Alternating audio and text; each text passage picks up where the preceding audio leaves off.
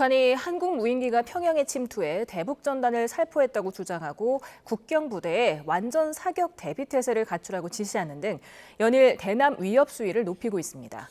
무인기를 보낸 주체와 목적은 무엇인지, 북한의 추가 도발 가능성은 어떨지 전 국방부 차관인 백승주 국민대 정치대학원 석좌 교수와 짚어보겠습니다. 어서 오세요. 예, 안녕하십니까? 네, 지금 지난주 금요일이죠. 북한이 우리 측 무인기가 평양 상공에 침입했다 이렇게 주장을 하면서 군사적 긴장감이 고조되고 있는데 또 어제는 전방 포병부대까지 완전 사격 준비 태세를 갖춰라 이렇게 지시를 했더라고요. 예. 지금 상황 어떻게 보십니까? 우리 국민들 걱정이 좀 높아지는 것 같습니다. 이러다가 진짜 큰 충돌이 있는 것이 아닌가 이렇게 걱정을 하고 있는데 긴장이 고조되어 있는 건 사실이고요. 여기에 대해서 실제 도발의 가능성도 높아지고 있는 거죠.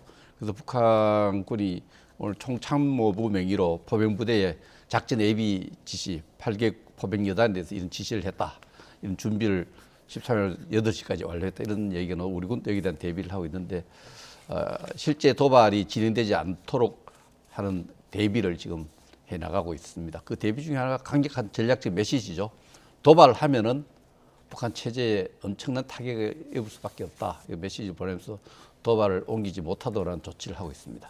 예, 지금 우리 정부는 무인기에 대해서 시인도 부인도 하지 않는 전략을 쓰고 있는데 북한은 지금 우리 군 소행이라고 얘기를 하고 있어요. 그렇게 확언하는 근거가 뭡니까? 북한이 어제 제시한 증거라는 게 이제 무인기 사진하고 그게 무인기에서 떨어지는 어떤 대북 전단 사진을 냈는데 이것을 우리 측이 했다고 주장하려면 거정 책임은 북한이 갖고 있는 겁니다. 북측이 이 비행 경로를 밝혀야 돼요. 우리 군 부대에서 군부대 위치에서 하는 비행 경로를 밝히면서 그것을 항로를 보여줘야 되는 거죠. 그걸 보여줄 능력이 없거나 그걸 못 잡았고 또 없으니까 우리 군이 했다고 하는 것은 좀 내가 볼 때 우리 군 당국이 했다 이렇게 주장하는 것은 근거가 지금 굉장히 부족하고 우리 정부도 이게 뭐 북한이 내놓은 사진을 보고 당연히 어떻게 NCND를 입장을 가지고 있거든요. 시인도 부인도 하지 않겠다. 이거 정밀하게 북한이 이것을 자기들의 능력으로 군사 능력으로 정보 능력으로 항로를 제시하고 물체에 대한 어떤 여러 가지 소명하고 이렇게 해야 우리 측이 했다 이렇게 주장할 수 있는데 지금 북한이 그런지 못하고 있죠. 저는 우리 정부 입장이 옳다고 생각합니다. 네, 근데 처음에는 무인기를 날리지 않았다고 했다가 정부가 입장을 바꿔서 확인해 줄 수 없다 이렇게 밝혔는데 요즘 국방기관이잖아요. 국방부가 근데 장관이 국감장에서 이렇게 일단 보니까 저기 보낸 적이 없다 이렇게 이야기를 했죠. 저는 그 발언에 굉장히 저는 신뢰를 보냅니다. 신뢰를 보냈는데 그러나 이제 북한이 계속 주장하고 있으니까 사실 여부에 대해서 좀 더 우리도 분석해야 될 시간도 있고 분석해야 될 필요도 있고 북한이 추가적으로 제시한 증거도 봐야 되고 그런 측면에서 이것이 북한 내부에서 일어난 일인지 또 우리 민간단체에 일어난 일인지 또 제3국에 보낼 수 있는 문제잖아. 이런 문제에 대해서 정밀 분석이 끝날 때까지는 어떤 확인도 해줄 수 없다는 NCND 입장이 맞다고 생각을 합니다. 네, 근데 이렇게 말하면 꼭 우리 군이 보냈다는 것처럼 사람들이 인식할 수도 있을 것 같아요. 아무튼 북한이 반응이 격앙돼 있고 3일에 무인기가 왔고 9일에 왔고 10일에 왔다 이렇게 발표했는데 발표 10일에 있었거든요. 3일하고 9일 보내는 걸 제대로 못 봤다는 이야기이기 때문에 북한이 굉장히 이 부분에서 굉장히 격앙돼 있고 굉장히 충격이 엄청난 것 같아요. 그 충격을 감당을 이제 공격적으로 나오는데 이렇게 하면 우리 일부 국민들은 또 북한 주장을 믿는 사람들은 북한 주장대로 우리가 했다 이렇게 주장할 사람이 있겠지만 이럴 때일수록 이렇게 엄중한 상황일수록 우리 군 당국, 국방부 입장을 신뢰를 해야 됩니다. 군 당국이 그 부분에 대해서 새로운 자료를 가지고 분석할 필요가 있어서 NCND 입장을 가졌으면 그걸 신뢰해야죠. 북측 주장을 따라가면 안 되죠. 과거에 북한은 우리 측에 그 조악한 무인기를 보낸 전력이 있는데요. 하늘색으로 이렇게 페인트된 그 무인기 아마 많은 분들 기억하실 거예요. 그렇죠. 근데 우리가 만약에 무인기를 뭐 정부가 됐던 뭐 시인도 부인도 하고 있지 않지만은 아니면 뭐 대북 단체가 됐든 우리가 보냈다고 했을 때 평양에 무인기가 뜬 것을 왜 이렇게 충격받아 하는 겁니까? 이 무인기가 이전에는 정찰용이었어요. 어떤 상황 사진을 찍어오고 정찰용이었는데 지금 무인기는 우크라이나 전쟁에서 새로운 게임 체인저가 돼 있어요. 슈사이드 드론, 자살 드론, 돌아오지 마라. 무인기 안 돌아오니까 거기에 붙어서 그 붙은 물체를 그냥 폭파시키잖아요.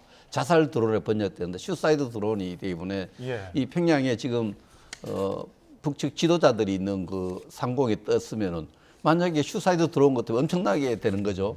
아마 제가 짐작하건대 북측의 입장에서 봤을 때는 1980년대 중반 85년인가 6년도에 레이건 정부가 가다피가 계속 테러를 하니까 예. 독일에 있는 미군들이 자주 가는 그 음식집에 테러도 하고 이러니까 10,000km를 비행해서 레이건 정부가 폭격을 했어요. 폭격을 해서 그 당시 가다피가 3분 차이로 살았어요. 그 이후로 가다피가 이렇게 충격을 너무 많이 받는 거예요. 예. 아마 이번에 드론이 우크라이나에서 유력이 드러난 상황에서 드론이 평양 지도부에 거처하는 사무실 상공에 떴다는 것은 그것을 조기에 발견하지 못했다는 것은 북측 입장에서 보면은 충격이 이만저만하지 않을 걸로 생각을 합니다. 예. 네.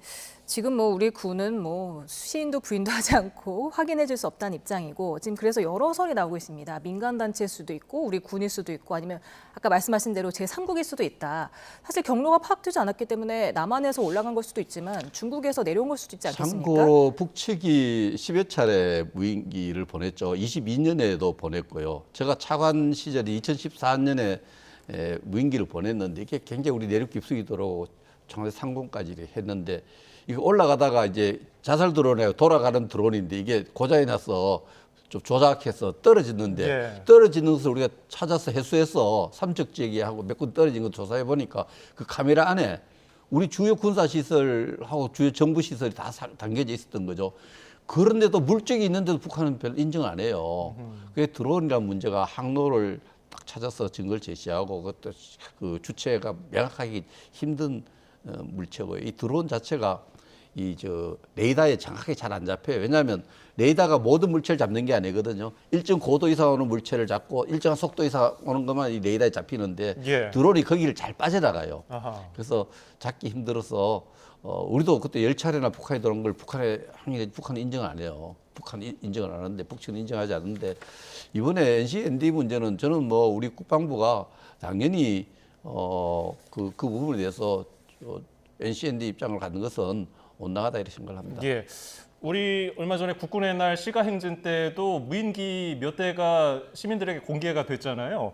그 정도 뭐 군이 운용하는 무인기라면 충분히 북한 평양까지 한 150km, 왕복 300km 충분히 오갈 수 있을 것 같은데.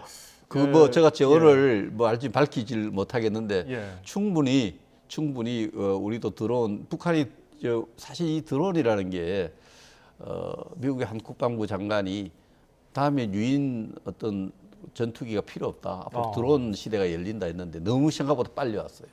지금 우크라이나 전쟁의 게임 체인저가 지금 드론이 되고 있거든요. 예. 그래서 우리도 이런 미래 전략 또 변화에 따라서 드론에 대해서 상당한 기술을 우리 전자산업 강국이잖아요. IT 예. 강국이잖아요. 그래서 드론에도 상당한 기술을 축적하고 있고 또 여러 가지 미래 전장에 대비해 왔다. 그러나 그 정확한 재원은 제가 밝힐 수는 없습니다. 네. 지금 그 정도 거리 갈 수 있습니다. 네. 뭐 가능성이 낮아 보긴 합니다만 북한 내부 자작극일 수도 있다. 혹은 북한 내부에서 체제 불만을 가진 세력들이 소행일 수도 있다. 이런 얘기도 나오긴 한데 교수님 보시기에는 누가 보냈을 가능성이 제일 높다고 보십니까?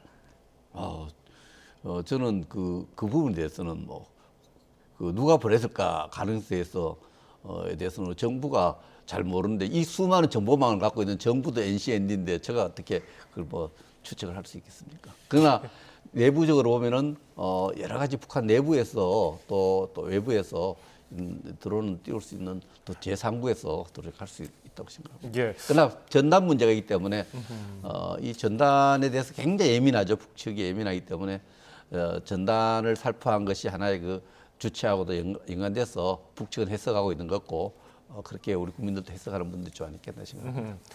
북한 주장의 말만 따라 만약에 실제로 뭐 우리 쪽에서 무인기를 날려서 무인기가 평양 상공을 날아다녔다면은 지금 북한이 행하고 있는 그 좀 과도한 반응들, 뭐 김여정 부부장의 발언들, 그리고 포병부대 배치시키는 것, 그리고 주민들까지 동원시켜서 적개심을 고취시키는 것.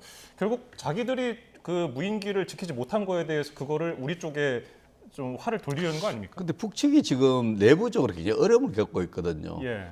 북측에도 지금 이 노동당이 완전 북한 체제를 유지했는데 장악했는데 지금은 다른 당이 하나 더 생겼어요. 장마당이라고. 장마당 의정도가 굉장히 높아지고 주민들 충성심이 굉장히 묽어지고 있고 오라면 잘 안 모인대요. 그런 문제가 있어서 내부에 굉장히 그 주민들의 충성심 이탈이 심하기 때문에 예. 자작극일 수도 있어요. 왜냐하면 이번에 내놓은 삐라라든지 또 북측이 주장하는 거 보면은 북한 주민에게 다 알려드리잖아요. 예. 그 주민들 자꾸 인터뷰에서 주민들의 어떤 집단적인 적개심을 계속 만들어가는 이런 부분들은 새로운 도발 명분을 찾는 것도 있지만 북한 주민들을 결속시키기 위한 것으로 해석되는데 우리 통일부 차관은 나와서 발표한 거 보니까 전적으로 북측이 내부 정치용, 국내 정치용 결속을 위해서 했다.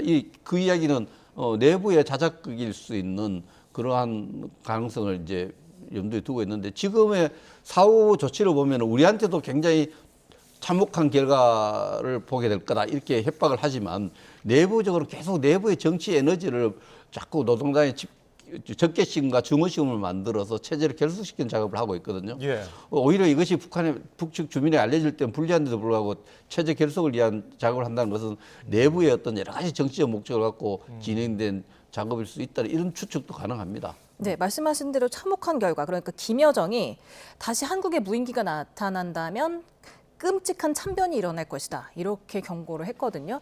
어떤 일들이 벌어날 수 우리 있습니까? 안보실장은 오히려 그렇게 만약에 그걸 믿고 도발을 한다면은 북측 체제의 참변이 일어날 거라고 이렇게 전략적 메시지를 내놓고 있죠. 이건 도발하면 안 된다. 도발하지 말라는 건데. 예. 제가 볼 때는 북측으로서는 너무너무 충격을 크게 받아갖고 어쨌든 충격을 받은 모습이 아주 공격적인 모습으로 공격적 전략적 메시지로 나오는데 뭐 그런 부분은 지금까지 쭉 오물풍선도 똑같은 거예요. 오물풍선 지금 계속 우리한테 보내고 있죠. 이 도발이고 군사적 공격인데 예. 북측이 하나 새로운 도발을 명분을 축적하고 있는 것이 아닌가 이런 부분에 대해서도 우리가 세밀하게 군이 대비를 해야 되고 또 대비하고 있는 것 같아요. 합참이 북한의 여러 가지 다양한 도발 시나리오에 대해서 합참 또 전군 경계 태세를 내렸죠. 그런 부분에 대해서 대응하고 있습니다. 예. 지금 북한 대북 전단 내용도 어느 정도는 공개가 된 것 같아요. 그 북한이 주장하는 대로라면요. 근데 이 내용이 지금 방금 전에 교수님 말씀하시기로 북한 주민들 충성도가 예전만 못하다고 해주셨는데 그렇습니다. 이런 전단이 뿌려졌을 때 주민들이 어떤 반응을 보이겠습니까? 전단이 엉터리 같으면은 예. 전단 내용이 보고 주민들이 아무 반응이 없으면 전단을 겁낼 거 없잖아요. 전단을 보고 북측 군인들이 넘어오잖아요. 주민들이 넘어오잖아요. 예. 사상적 동료가 있다는 게 넘어올 기회가 있고 못 넘어오게 지뢰밭을 만들고 있잖아요. 북한 주민들도 평양의 주민들도 이번에 그 전단 내용을 보면 결국은 북한 지도자 가족들, 김정은, 또 김주혜 이런 가족들의 부도덕한 소비 생활. 예. 주민들은 배고파 죽는데 굶어 죽는 김주의 사람이 비싼 나오는데 옷도 그려져 있고요. 굶어 죽는데 북한 지도자의 부도덕한 부분들이 삐라에 담겨 있는 것 같고 또 북한 경제의 참혹한 상황들 이런 부분을 알림으로써 아마 북측도 걱정할 거. 이거 주민들 계속 알리는데 예. 적개심과 증오심이 생기면서도 한편으로는 이때까지 이런 이 평양 주민들, 평양 시민들이 잘 몰랐던 진실이 완전히 그 북한의 매체를 통해 알려지니까 북측으로서도 진퇴양난 참 어려운 상황에 있다고 봅니다. 전단 내용이 예전과는 좀 달라진 것 같아요. 지금 보니까 연소득으로 구매 가능한 식량 비교해서 한국과 북한 주민이 연소득으로 구매할 수 있는 쌀, 옥수수 양을 비교하는 그런 표도 같이 보낸 것 그렇죠. 같더라고요. 근데 그런 부분들은 우리가 인터넷이나 어디 보면은 쉽게 접근할 수 있어요. 북한이 지금 식량난을 겪고 굶어 죽는 쌀이 나오는데 5, 6억 달러 정도면은 국제 곡물 시장에서 식량을 사서 충분히 주민들을 배불리 먹게 살 수도 있거든요. 예. 그걸 핵실험하고 이번에 풍선 만들어서 보내는데 풍선 만드는 비용을 어제 통계해 보니까 하나 만드는데 한 10만 원 정도 한다 그래요. 북한 돈으로. 그래서 그것도 전부 그 삐라 만든 노동력하고 하면은 그 식량난 해결에 도움될 텐데 예. 엉뚱한 듯이 쓰고 있다. 이런 부분을 주민들 좀 알아라. 이런 내용이 들어서 제가 그 전단 내용을 보면은 우리 북측 내부보다도 외부에서 좀 북한의 새로운 사조를 유입하려는 메시지가 담겨 있다 이렇게 볼 수 있습니다. 예. 이런 가운데 동해선과 경의선 도로 폭파 작업을 준비하는 정황도 포착됐거든요. 이건 어떤 의도입니까? 북측의 그 김정은이 정말 우리 국민들이 하도 뉴스가 많은 건데 7일 날 김정은 국방종합대학교를 가서 대한민국을 공격하지 않겠다. 우리를 건드리지 않으면 이렇게 대한민국에 대한 공격을 하지 않겠다고 선언을 한 지 3일째 일이 터지거든요. 예. 근데 그 주장 중에 뒷부분에 보면 어떤 주장이냐 하면은 앞에 선대 자기 김정일, 김일성이 했던 남녘 해방이라든지 뭐 남조선 해방 이런 말로서 통일하겠다는 의지가 있었는데 우리는 그걸 포기하겠다.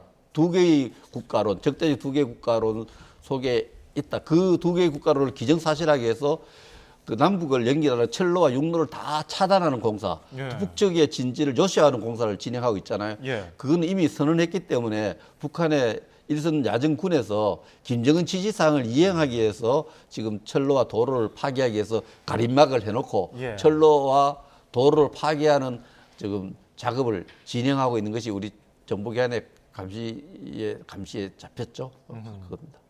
김정은의 두 개의 국가론, 적대적 두 개의 국가론, 통일 포기론을 뒷받침하는 군사 작업을 하고 있다 이렇게 볼 수 있습니다. 네, 혹시 뭐 탈북민들을 좀 막기 위해서 이렇게 요새화된 이유도 있을까요? 탈북민이 이렇게 우리 남쪽으로 넘어가는 것을 막는 것보다 마음을 막는 거죠. 이제 남쪽에 대한 기대를 하지 마라. 남쪽과의 통일을 기대하지 마라. 잘 사는 남쪽하고 어떻게 해서 우리가 어떻게 잘 지내면 우리가 잘 살 수 있다 이런 믿음을 갖지 말아라. 그 통일 포기론, 두 개의 국가론 이것을 기정사실화해서 우리 두 개의 국가다, 다른 국가다. 이런 쉽게 말해서 김정은의 분단 독트린이에요. 예. 김정은의 분단 독트린을 주민들을 알게 하는 작업을 지금 그냥 그렇게 하니까 잘 안 먹히더니까 철로 도로 파괴하는 모습도 보여주고 뉴스도 보여주고 요시하는 모습도 보여주면서 김정은의 그 분단 독트린, 두 개 국가 독트린을 북한 주민을 알게 하고 또 우리한테도 우리 대한민국 국민에게 일부 통일 포기하자는 사람들 나왔잖아요. 이분들과 또 외국 제3국에 대해서도 이렇게 하니까 이 두 개의 분단론에 대해서 미국이 반응을 내놨어요. 예. 대단히 잘못된 생각이라고 내놨죠. 네. 그런데 이미 북한 사람들도 뭐 장마당에서 USB라든지 혹은 뭐 이런 저장 장치를 통해서 알만한 사람들은 다 알고 바깥에 나와 있는 엘리트 뭐 외교관들이라든지 그 가족들은 뭐 더 정보를 많이 파악하고 있는데 이런 큰 흐름은 막지 못할 것 같은데요. 저도 북한에 두 개의 정당이 있다. 북측이 이렇게 하면 사람들이 깜짝 놀라요. 그 노동당밖에 없는 물론 제도화된 좀 위성 정당도 있긴 하지만 지금은 장마당이라는 힘 있는 정당이 생겼어요. 이 장마당에 북한 주민들이 계속 의존을 많이 하고 거기서 먹는 문제를 해결하고 입고 사는 문제를 해결하고 노동당 행사에 안 가고 장마당에 가니까 예. 장마당의 물건은 또 아줌마들이 잘 팔아요. 여성들이. 그렇습니까? 여성들의 지위가 올라가고 북한 사회에 큰 변화가 일어나는데 예. 노동당의 지위가 흔들리고 장마당에 대한 의존도가 높아지고 있는 이런 현상에 대해서 이렇게 현상을 만든 이유 중에 하나가 우리 대한민국에 대한 동경심, 대한민국에 대한 부러움 이런 마음의 흐름이 있거든요. 이 예. 마음의 흐름을 차단하겠다는 거죠.